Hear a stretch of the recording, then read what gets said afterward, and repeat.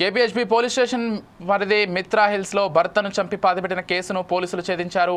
ఈ సందర్భంగా KPHB police స్టేషన్లో ఏర్పాటు చేసిన మీడియా సమావేశంలో ఏసీసీ శ్రీనివాసరావు హత్యకు ఘటనకు సంబంధించి వివరాలను వెల్లడించారు. 3 నిందితులను అరెస్ట్ చేసి రిమాండ్కు తరలించినట్లు ఆయన పేర్కొన్నారు.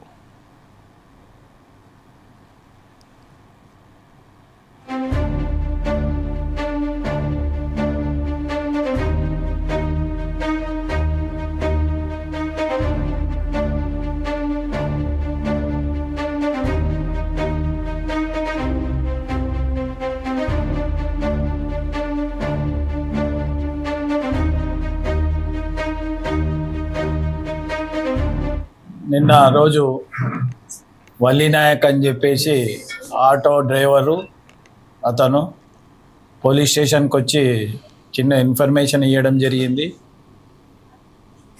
సార్ 19th నాడు నా ఆటో బుక్ చేసుకున్నారు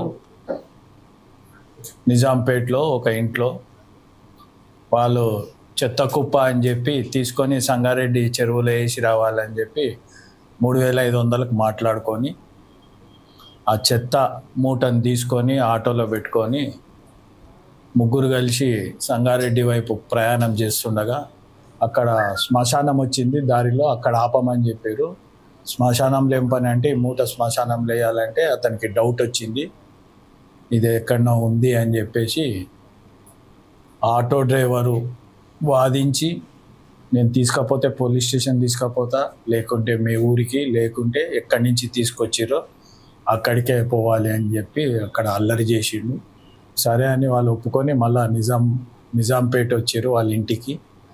వచ్చిన తర్వాత ఆ మూటను దించుకొని మళ్ళీ ఇంట్లో పెట్టుకున్నారు.